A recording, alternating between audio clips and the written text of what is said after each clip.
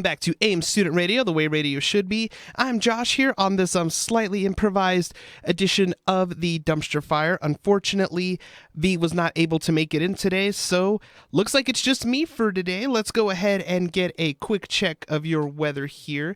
Currently in Windsor, we are looking at 74 degrees with a low of 38, gusts at 8 miles per hour. Fort Lupton, we're currently looking at 75 degrees with no wind. That's a surprise right there. Loveland, we are currently looking at 75 degrees with a low of 41 tonight, gusts up to 12 miles per hour. With finally here on the Greeley campus, we are looking at 74 degrees with a low of 36, gusts of up to 3 miles per hour. I gotta say, that's probably been the lowest gusts I've seen in, about a week now? I mean, it's been a lot of wind, folks. I'm done with the wind. I'm sure many of you are as well. So I just wanted to get you that quick check of your weather here, as well as briefly introduce what we're going to go ahead and mention today on today's episode of the Dumpster Fire. I ask that you stay tuned. As you can tell, I had a whole other plan for today's show, but now we're just kind of having to improvise on the spot. But that's the beauty of this gig. We can improvise and hopefully it works, and sometimes it doesn't, but hey, there's a reason the show's called The Dumpster Fire.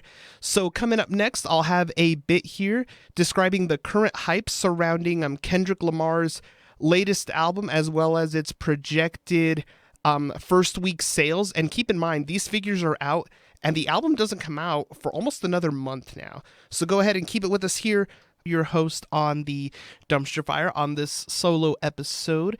So let's go ahead and get into our new bit here, where we're going to go ahead and discuss some of the big numbers surrounding Kendrick Lamar's upcoming album. It's set to drop May 13th. Looks like the title of the album here, we have it as Mr. Morale and the Big Steppers. This is Kendrick's first album in a little over 5 years now. So it's been, half a decade now. And the world and music in general, it's really kind of shifted in a different direction since his most, wow, I can't talk today, since his previous album dropped. So, I'm excited to see what comes out of this album. I'm a big fan of Kendrick. Loved his work, Good Kid, Mad City, To Pimp a Butterfly, Damn, the Black Panther soundtrack, even though you can't really call it a full Kendrick album because he did curate the artists on the album, and he is an artist on the vast majority of the tracks. Some people will say, oh, that's a Kendrick album. Some will say it's not. It just really depends on who you ask. To me, it is, but that's just me. Here we go. So, per Hits Daily Double, the album is expected to move 350,000 equivalent units in the U.S. in its first week. Per Hits Daily Double, most of the first week numbers are going to more than likely come from the streaming side of things, which makes sense. Streaming right now, it is just the way that music is going right now. A lot of people nowadays, most people just don't buy albums, surprisingly. I know I myself, it really depends on the artist. If it's an artist that I've been a big fan of for a long time, like for example, let's say like Billie Eilish. Check off your Billie Eilish check on the bingo card if anyone's listening. Adele, Kendrick Lamar, the White Stripes, or any of Jack White's solo work. I will actually, for those particular types of artists, I will actually go out and buy the physical releases if they have them. As of right now, it doesn't look like Kendrick has announced an actual physical version of Mr. Morale and the Big Steppers yet. I'm really hoping that he does. Maybe there's some kind of a collector's edition or some kind of limited edition that comes with maybe like an alternate cover or maybe some bonus tracks, something along those lines. Like I really do like, especially around here in Greeley, oftentimes like Target will get exclusive versions of albums that maybe they have like an alternate cover or a poster or just like a different colored disc if it's the vinyl. Walmart will also occasionally get some limited edition versions. I know for Adele's 30 album, they had like a clear plastic vinyl, which looked really nice. I believe the one that I got from Target, because I bought mine from there, I believe it had like a gold color almost, and they're really nice. I'm really hoping that Kendrick does do something when it comes to a physical release for this album. And then coming up next, we're going to go ahead and talk about some of the surprises that we got over these last 2 weeks at Coachella, because wouldn't you know, we are a music show after. And welcome back to AIM Student Radio, the way radio should be. I'm Josh, back here with the Dumpster Fire. What you just heard was Bad Guy by Billie Eilish. And speaking of Billie Eilish, we'll get to her here in a moment, but I just wanted to go ahead and bring up some of the collaborations that we actually saw these past 2 weekends at the Coachella Festival out at the Empire Polo Club in Indio, California. A lot of these performances, thankfully, were live streamed. Unfortunately, I was in Vegas for the first weekend, so I didn't get to see a whole lot of it. I did end up seeing a lot of Weekend 2's performances later on, just because by the time they started out here, it was close to midnight, 1 a.m., and I'm not going to lie, your boy was asleep.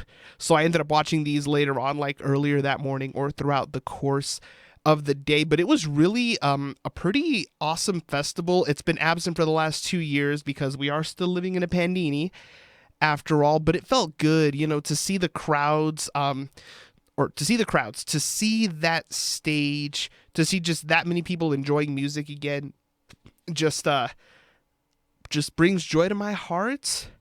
So let's go ahead and bring on the collaborations. Harry Styles, the first weekend, brought out Shania Twain to sing Man, I Feel Like a Woman, which was a pretty impressive performance. Shania Twain, never thought I'd ever actually see Shania Twain at a festival such as Coachella, but it happened.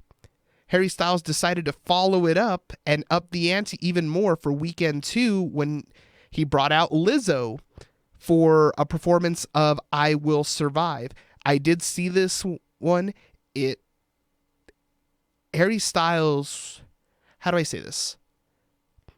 For the longest time, I thought of Harry Styles as one of the guys from One Direction. No, Harry Styles is onto something. I don't know what it is. I can't put my finger on it, but he's going to keep soaring to the top of the world if he keeps this up. Ooh. And then you knew it was coming. If you've listened to this show long enough, you know I'm going to mention her. Billie Eilish got to headline also at Coachella. Incredible shows. One of the youngest headliners. I believe she actually is the youngest headliner ever in the history of Coachella, which is impressive. She's already capping off a phenomenal year. First person born in the 21st century to win an Oscar. She had her phenomenal Grammys performance, her Happier Than Ever tour, which your boy was at when it was here in Denver. Utterly incredible. The first weekend of Coachella, she brought out Damon Albarn, one of her absolute favorite artists, one of her idols, the singer of Gorillaz, to cover Feel Good Inc. They both duetted on some parts together, which was absolutely incredible, something I never thought I'd see. Honestly, if the soundboard quality audio from that performance was just released on Spotify or YouTube or any other streaming service, I mean, if I had to pay to get it, I would. It was just that incredible of a performance to me. And then Billie went to follow it up and up the ante even more weekend 2 when she brought out Hayley Williams, an emo queen, the lead singer of Paramore. She brought her out to sing Misery Business. Now, Misery Business, since about 2016, has not been getting played at a lot of Paramore shows. Some of the lyrics, some might say, are questionable. I mean, to me, it's an emo anthem. Like, I'm going to listen to it no matter what. That's just me. Anywho's, Billie brought out Hayley to sing Misery Business, which also utterly incredible, only to follow it up later that night for both of them to sing Billie's Happier Than Ever, which is honestly probably maybe the best track Billie's produced so far. It starts off like this slow acoustic driven song, slow tempo, and then about halfway through it shifts into a full-on rock ballad. Essentially, this just giant arena rock banger that's just meant to be played in front of massive crowds. I actually have the video that I uploaded on YouTube when she performed it here in Denver, and the crowd, myself included, we went absolutely nuts. Like, if Billie wanted to release an entire rock album, she can do it. I hope she does it. Whew. If I sound like I'm out of breath, that's because I am. I'm getting used to the air here in Colorado. I was in Vegas for almost a week, and I have been battling with allergies ever since I came back. Because the funny thing about the desert, nothing grows out there except for maybe a couple cactus. There's no allergies. There's nothing. I get out here. I come back home. I am royally sunburnt. Like, it's not even funny. I literally look like a piece of shredded cheese right now. My allergies have been kicking my booty ever since I got back.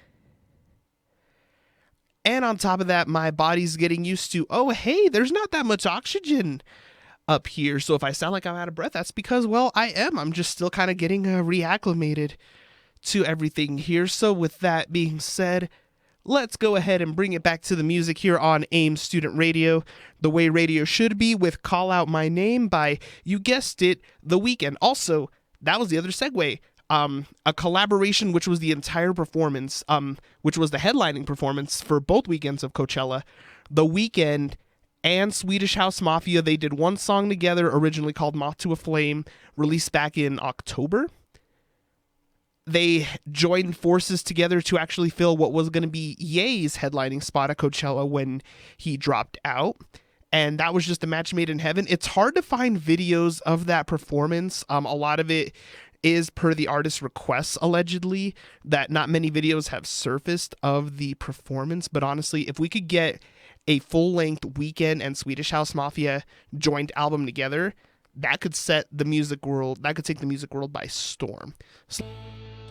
And welcome back to AIM Student Radio, the way radio should be. I'm Josh here with your final closing segment here on today's Dumpster Fire. Let's go ahead and give you a quick check of the toilet paper. Just a reminder, tomorrow from 2 to 5 p.m., we will have de-stressing activities for finals, build community, and like I said, de-stress for finals. This will be tomorrow from 2 to 5 p.m. outside between the Allied Health Center and the Student Commons here on the Greeley campus. Also tomorrow, Holocaust Memorial Observances presented by Michael Rooker, Ph.D., Nazi Civil Religion During the Third Reich, the link between secular religiosity and violence in Hitler's Germany. Free lunch will be included. That is tomorrow from 12:15 to 1:15 p.m. in Student Commons 114 here on the Greeley campus. Tomorrow, or not tomorrow, Thursday. Both of those are Thursday. I can't talk today.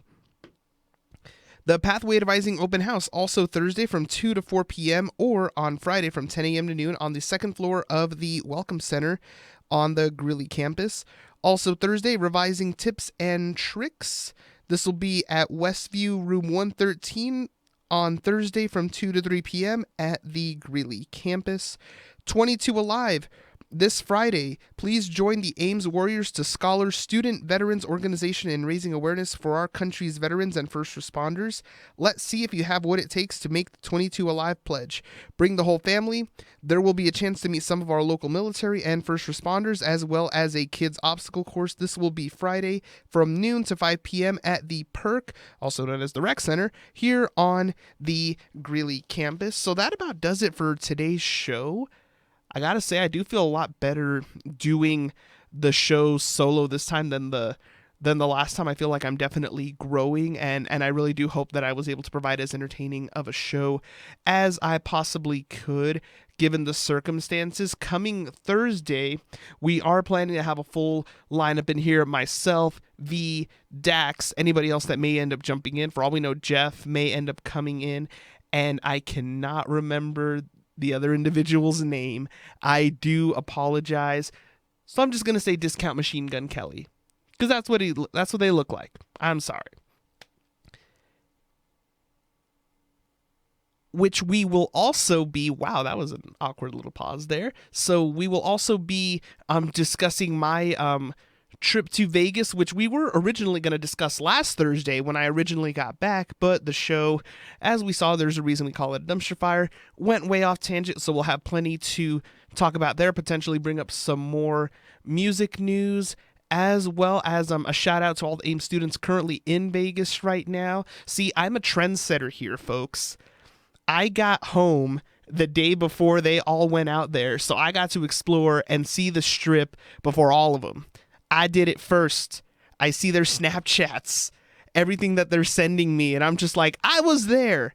The Taco Bell Cantina, I was there. The Hello Kitty Cafe, I was there. The Flamingo Casino, I was there. The High Roller, I was there. The Stratosphere, I was there. The only one that they can say that I saw, or that they saw that I didn't see, was the Circus. Went past it quite a few times on the bus. Didn't actually go in. Why? I don't know. But everything else, a lot of the other pictures that they're showing me, Meow Wolf, I'll admit, they got me on that one. Okay, cool. Y'all saw Meow Wolf. I got to be on a helicopter flying above the strip. I got to be on the top of the Stratosphere Hotel. How about them? How about them apples?